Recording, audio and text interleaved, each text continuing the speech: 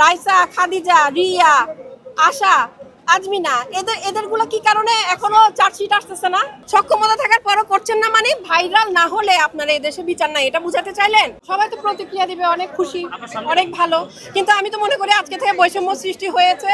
যদি আমার অন্য বাচ্চারা, রামিসার মতো বাচ্চার যেমন আজকে খুব দ্রুত আপনি 19 দিনের মধ্যে এবং টানা বিচারের মাধ্যমে একটা বিচার করে দিয়েছেন, আপনি আমার অন্য বাচ্চাদের রায়ও এভাবে তাড়াতাড়ি দিতে পারছেন কিনা আমি বিচার বিভাগকে প্রশ্ন করছি। তা নাহলে তো বৈষম্য হবে আমার অন্য মরহুম বাচ্চাদের সাথে। আজকে যে মেয়েটা মারা গেল 19 মে 2026 ইংরেজি তারিখে সকাল 9:30 থেকে সকাল 11টার মধ্যে ঘটনা, তার আজকের মধ্যে আপনারা মৃত্যুদণ্ড শুনেছেন না? শুনেছেন তো সবাই। তাহলে বাকি যে বাচ্চাগুলো রাইসা, খাদিজা, রিয়া, আশা, আজমিনা, এদেরগুলো কি কারণে এখনো চার্জশিট আসতেছে না? এদেরগুলো কি কারণে এখনো আপনার ডিএনএ পরীক্ষা, তারপর আপনার এই মেডিকেল, এগুলোতে আটকে থাকে?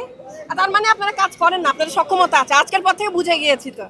আজকে আপনারা পুঙ্খানুপুঙ্খানুভাবে মেডিকেল রিপোর্ট, আপনার 16 জন সাক্ষী, সব কিছু যদি অ্যারেঞ্জ করে একটা বিচার খুব দ্রুত সময়ের মধ্যে করতে পারেন, তাহলে বাকিদেরগুলো কেন করছেন না?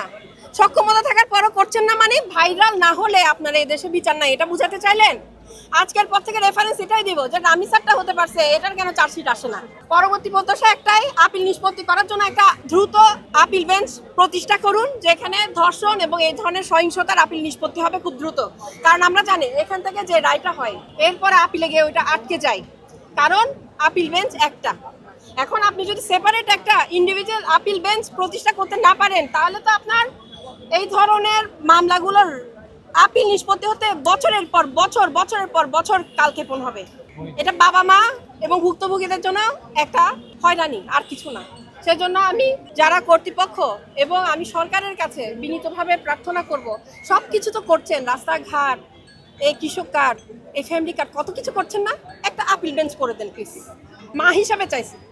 একটা আপিল বেঞ্চ করে দেন, আমার বাচ্চাদের যাদের বিচারগুলো আপিলে গিয়ে আটকে আছে খুব তাড়াতাড়ি দ্রুত নিষ্পত্তি হয়ে ফাঁসির রায় হোক, যে রায় হোক, এটা কার্যকর করে দেখান।